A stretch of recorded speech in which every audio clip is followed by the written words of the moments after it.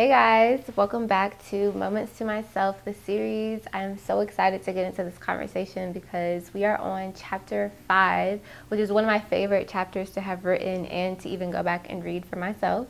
So let's get into it. This chapter is called Ego. Our actions derive from two different places, true self and ego. When we act out of ego, we only lessen our living experience for our true being. It's in situations of uncertainty, fear, or anger when our ego thrives. Our ego arises when it feels the need to be shielded from someone or something. This leads us to express cover emotions, which derive from the mind rather than the heart. Okay, so let's first start off by identifying what ego is. Ego is our own construction of our self-identity. It's who we think we are rather than who we actually are, right? And like sometimes our ego will tell us like, oh, I'm the nerdy one of the group, or I'm the smart one, or I'm not qualified enough to get this job, so therefore I apply for only these types of job positions. Like there's so many things our ego can whisper in our ear, but it's much wiser to follow the ways of our hearts. And I know that sounds corny, like, whatever. All right, but let's get into it. So what I first want to underscore is that we mainly act out of ego when we're threatened or we feel like we need to be protected, i.e. we need to protect our hearts, right? There's that heart thing. Whenever we have to put ourselves out there or be vulnerable, our ego is like putting on the superhero cape with the mask, and it's like, nope, I got you, girl, like, we not doing that. And the thing is that that's okay.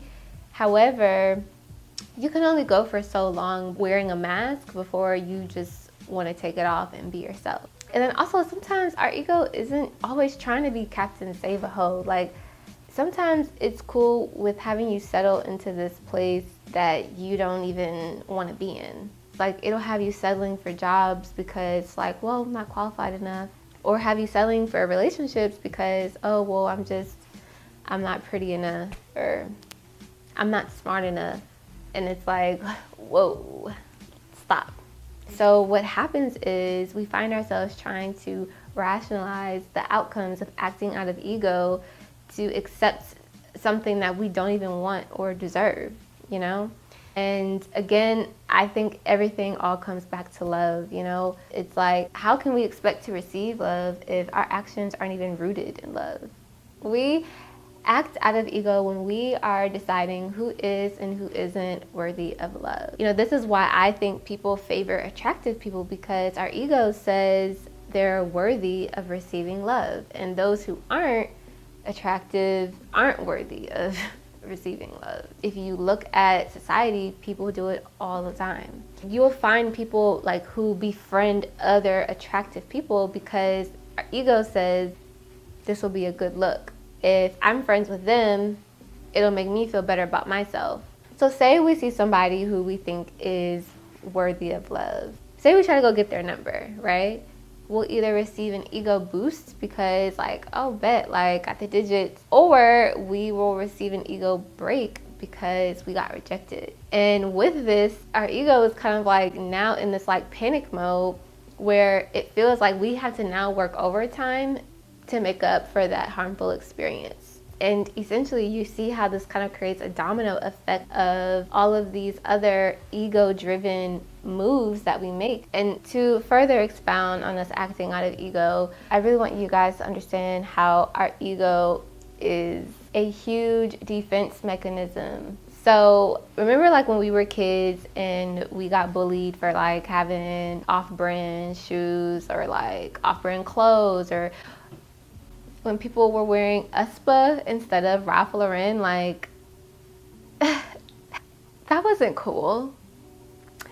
Was I one of those kids? Once, and then I learned my lesson. My ego kicked in to be like, girl, we're not doing that no more. Anyways, whatever. One of the reasons why I think kids are like bullying other kids is because they're not getting love from where they're expecting it. Then ego kicks in and it's like, all right, we're playing defense. Call that person out because they have no edges. Boom, call that person out because they're wearing off-brand Jordans and I have on the real ones. What do you mean? oh, talk about that person because they breast stank, right? Like, that's kind of how it all started. That's what's groomed our ego to be like, I'm strong, I can handle anything, like, boom, boom, boom, got comebacks for days. And how that translates into our adulthood, it's just quite interesting. So whether you got bullied for being too skinny or too fat or too tall or too short, your ego is going to try to make up for that in some kind of way. And it's because we feel like we have to take someone else's power to gain power of our own.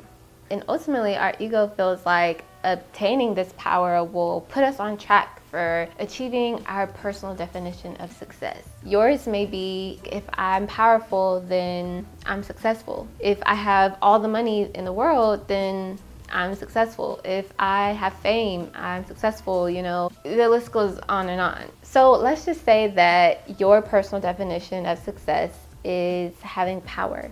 If anybody does or says anything to you that feels like it's stripping away your power, which is your personal definition of success, your ego is going to do anything to gain that power back, because that is your identity and who you think you are. And you must always have that, says the ego. You know, whatever that is for you, you'll find yourself fighting for it in almost every circumstance. And that could ultimately lead to unhealthy relationship patterns. So I hope you have something to reflect on, to see where you are and how you move in these streets.